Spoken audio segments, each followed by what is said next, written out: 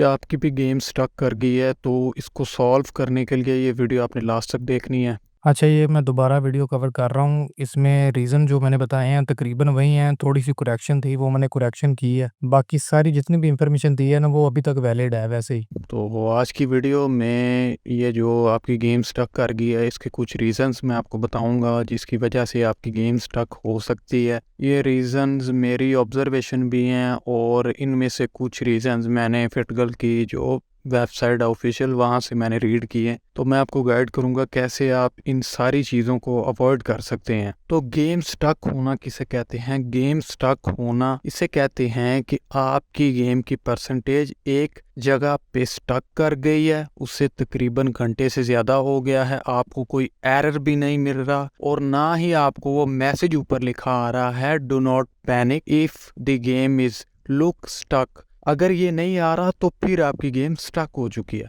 Stuck की समझ आ गई। अब हम इससे आगे चलते हैं। तो सबसे पहला पॉइंट कि आपकी कोई भी बीन फाइल करप्ट हो चुकी है जिसकी वजह से आपकी गेम स्टक हो रही है। तो इस पे मैंने वीडियो भी कवर की है, वो आप देख सकते हैं। वीडियो मैंने कवर की है कि कैसे आप चेक कर सकते हैं कि आपकी कोई फाइल जो बिन है वो करप्ट हो गई है और वो कैसे आपने रिकवर करनी है। उस पर डिटेल वीडियो है तो उसके बारे में हम यहाँ पे बात नहीं करते, वो आप वीडियो दे सकते हैं कि कैसे उसको रिकवर करना है। अब इसमें होता ये है कि अगर आपकी कोई फाइल करप्ट है, जो सेटअप है आपको इतनी जल्दी नहीं बता देता कि आपकी फाइल करप्ट है, वो तकरीबन घंटा ले जाता है इस चीज़ को डिटेक्ट करने में कि आपकी कोई फाइल करप्ट हो चुकी है। तो बेहतर ये है कि आप सेटअप से पहले ही चेक कर लें कि आपकी कोई फाइल करप्ट हो गई है या नहीं। अब उससे अगला पॉइंट है कि एंटीवायरस जो है आपका, वो सबसे बड़ा एनिमी है इन चीज़ों के बारे में। जो भी रीपैक गेम्स होती हैं या कोई भी आप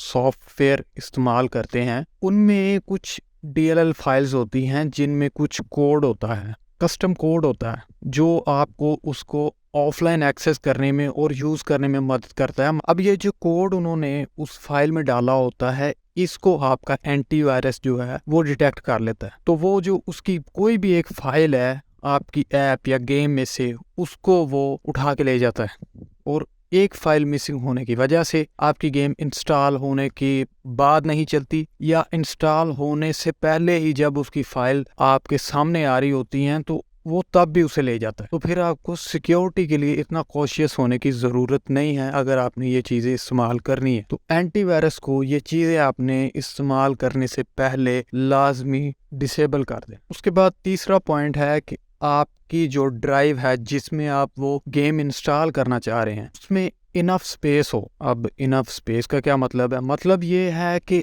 आपने वो गेम इंस्टॉल करनी है। तो बाज़ औक़ात गेम अगर 60 GB की गेम है तो वो जब इंस्टॉल हो रही होती है तो वो गेम एक्सपैंड करती है। 60 GB की गेम है तो वो तकरीबन 80 GB हो जाएगी ड्यूरिंग इंस्टॉलेशन। लेकिन जब इंस्टॉलेशन कंप्लीट होती है कुछ फाइल्स कंप्रेस हो जाती हैं और वो टोटल में 60 GB की गेम आपके सामने आ जाती है। तो ड्यूरिंग इंस्टॉलेशन उसमें इतनी स्पेस उस ड्राइव के अंदर होनी चाहिए। तो ये आपको जब आप गेम इंस्टॉल कर रहे होते हैं तो आपको वो जब आप ब्राउज करते हैं कि मैंने ये गेम कहाँ पे इंस्टॉल करनी है, तो आपको वो बता देता है कि इतनी स्पेस आपके ड्राइव में होनी चाहिए। तो कोशिश करें उससे कोई 10 GB ज़्यादा स्पेस आपके ड्राइव में होनी चाहिए। उसके बाद चौथा पॉइंट है हैवी लोड को आपने अवॉइड करना है ड्यूरिंग इंस्टॉलेशन। पहली तो रिकमेंडेशन मेरी ये है कि जब आप गेम इस रीपैक से इंस्टॉल कर रहे हैं जिसकी मैं पर्टिकुलरली बात कर रहा हूं, तो उसमें आपने कोशिश पहले यही करनी है कि आपने पीसी को यूज़ नहीं करना। अब दूसरी बात यह है कि जो अब फाइल उसमें इंस्टॉल हो रही है और आपको याद आया वो मेरी कोई इसमें फाइल पड़ी हुई है जो ज़्यादा जीबी ले रही है और ऊपर से आपकी गेम इंस्टॉल हो रही है, अब आप ड्यूरिंग इंस्टॉलेशन उसमें से कोई फाइल उठा के दूसरी ड्राइव में मूव कर रहे हैं, तो इसकी वजह से आपकी जो इंस्टॉलेशन की स्पीड है वो भी स्लो होगी और पॉसिबिलिटी है कि आपकी जो गेम की इंस्टॉलेशन है वो स्टक भी हो सकती है। तो ये आपने काम नहीं करना। पांचवा पॉइंट रैम लिमिटर। अब आपको मैं रैम दिखा रहा हूँ, ये आपके सामने एक पिक्चर लगी हुई है, ये आज की पिक्चर है। ये मैं RDR2 इंस्टॉल कर रहा था और जो लोग कमेंट कर रहे होते हैं कि 8 GB रैम है मेरी और मैं वो रैम लिमिटर को चेक करूं या ना करूं, तो ये आपके सामने है। ये आप देख सकते हैं कि रैम जो है तकरीबन 10 या 11 GB के अंदर अंदर जो है वो यूज़ हो रही है। इसमें से तकरीबन 7 GB जो रैम है वो आप देख सकते हैं कि वो जो फिटगर का सेटअप है वो ले रहा है, और बाकी तकरीबन जो 4 GB या 3 GB रैम है वो पीछे जो विंडो ऑपरेट कर रही है वो ले रही है। तो ये तकरीबन 11 GB रैम बन रही है। तो ये आपने चीज़ कंसीडर करनी है कि अगर आपने वो चेक नहीं करना और आपकी 8 GB रैम है, तो जब बड़ी गेम्स कुछ होंगी तो आपको स्टक का इशू आ सकता है। वो इसलिए आएगा कि अगर आप ये सोच रहे हैं कि मैं सारी रैम सेटअप को दे दूंगा और मेरा सेटअप जल्दी हो जाएगा, तो सेटअप तो जल्दी तब होगा ना जब पीछे विंडो ऑपरेट करती रहेगी। वो 7 GB जो आपके सेटअप को चलेगी, 1 GB में विंडो 10 को पीसी कैसे ऑपरेट करेगा? नहीं कर सकता। तो वो पीसी ही क्रैश कर जाएगा, सेटअप तो बड़ी दूर की बात है। अगर आपके पास 8 GB है तो इशू कोई नहीं, लेकिन ये आपने करना है कि अगर थोड़ी सी छोटी गेम है, मतलब उसका साइज तकरीबन 50-60 GB है, इंस्टॉलेशन के बाद आप रैम लिमिटर को उसमें अनचेक रख सकते हैं, आपको कोई इशू नहीं। अब छठा पॉइंट है डो नॉट पैनिक वाली सिचुएशन। अब ये मैसेज आपके ऊपर आ जाता है इंस्टॉलेशन के ऊपर कि do not panic if your game look stuck. अब खुद सेटअप आपको कह रहा है कि आपने परेशान नहीं होना अगर आपकी गेम स्टक आपको नजर आए। अब मैं आपको बता दूं आपने परेशान कब होना है। तो मेरे लिहाज से, मेरे एक्सपीरियंस के मुताबिक, अगर आपकी गेम इस मैसेज के बाद पूरा घंटा ले रही है